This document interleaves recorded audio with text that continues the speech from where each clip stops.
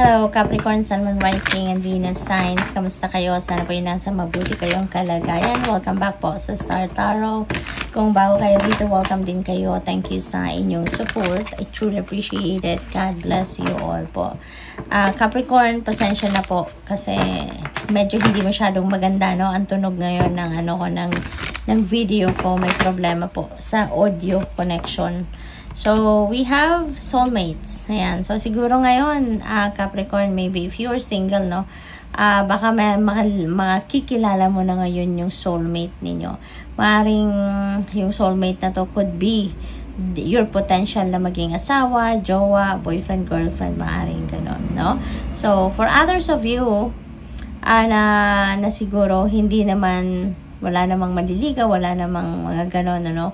Or baka meron na kayong asawa, baka yung mamimit ninyong soulmate sa ngayon is hindi naman yung magiging partner ninyo or whatsoever. Kasi kung meron na kayong relationship sa ngayon.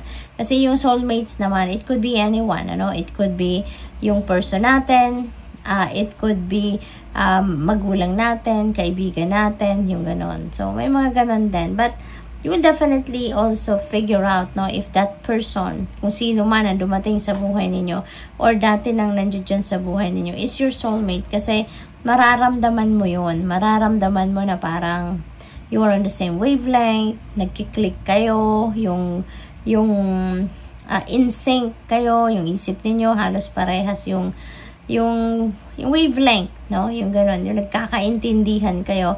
And tsaka mararamdaman mo na yun na parang ang tagal-tagal nyo nang magkakilala, parang malalim na ang naging samahan ninyo in the past. Yung gano'n ba? Yung parang meron kayong history with each other, no? Yung gano'n. So, that could be anyone, ano? Sa buhay ninyo, depende sa inyong sitwasyon.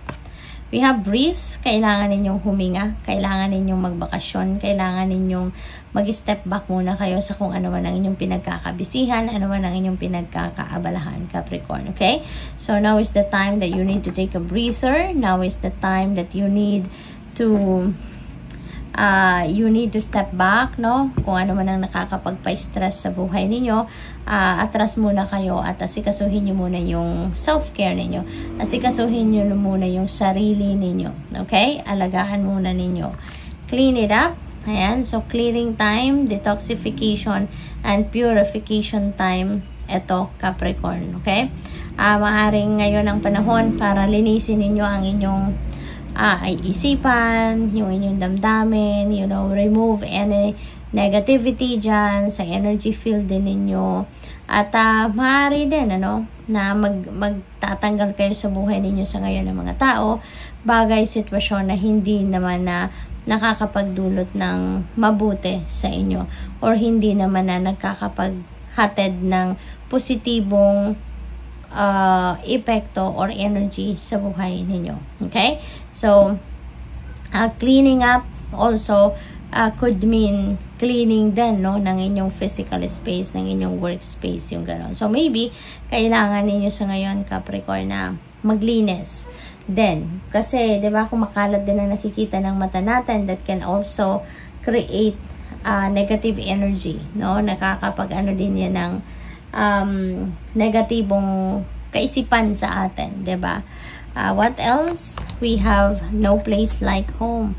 Ayan. So, feeling ko, Capricorn, nasa ibang lugar kayo. Baka nasa ibang bansa kayo. And maybe you're alone. At maaring namimiss ninyo ang inyong pamilya. Namimiss ninyo yung inyong tahanan. Maaring ganon. Kaya siguro masasabi ninyo na definitely there is no place like home. Kasi, yung parang kahit ano yung klase or kahit anong ganda, no, ng inyong paligid, kahit anong ganda ng inyong lugar na kinabibilangan sa ngayon, parang may kulang pa rin, no? Parang something is missing. Kasi yung love, no, na nandoon sa tahanan ninyo kasama ang inyong mga mahal sa buhay, yun siguro ang namimiss ninyo. Yung comfort ng inyong own home, diba? Yun ang namimiss ninyo. Here and now, yan. So, focus kayo sa kung ano ang meron ngayon. Okay? The most powerful time sa buhay natin is the here and the now. Kasi, Sa ngayon, magagawa natin kung anong gusto natin gawin, kung anong maiisip natin gawin. Pwede natin gawin yan sa ngayon. Pero kung ang iniisip ninyo pa rin ay yung nakaraan na, tapos na, or kaya yung future, no, hindi na naman natin alam kung anong paparating. So, it's very impractical na mag-focus kayo sa mga yon kasi wala naman tayong control over them. Diba? Wala tayong control over that. Kasi nga, nakaraan na yon or hindi pa dumadating, hindi pa nangyayari, diba? Kaya dito na tayo ngayon, no? Mag-focus sa kung ano ang meron sa ngayon. We have orphaned. Ayan. So, siguro ang iba sa inyo, you're isolating yourself, no? Baka nilalayo ninyo ang sarili ninyo sa mundong ginagalawan ninyo. Kasi parang siguro, mas gusto ninyong mapag-isa muna. Maybe gusto ninyong you want to spend time by yourself lang. Baka gusto ninyong mag-solitude lang. Or baka ang iba sa inyo talagang ina-isolate ninyo ang inyong sarili because maybe baka hindi kayo tanggap, no, ng society.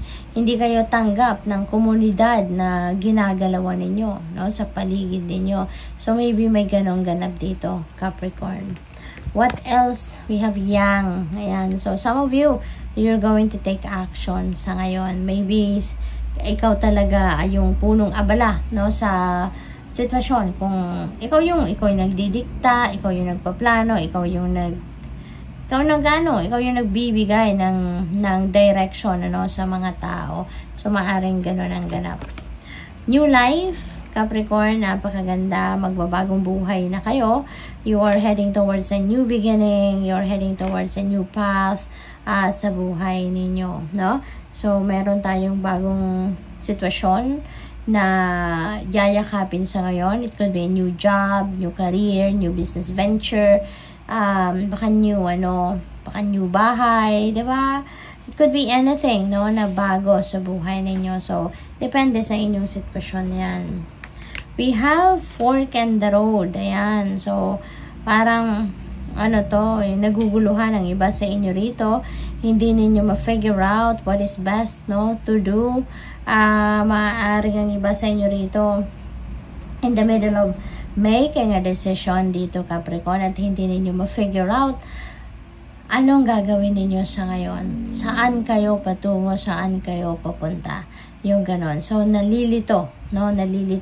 Kaya siguro kailangan ninyo na mag-take a breather muna so that magkaroon kayo ng kalinawan sa inyong isipan. Okay? Makapag-relax muna, makapag-rest muna ang inyong isip.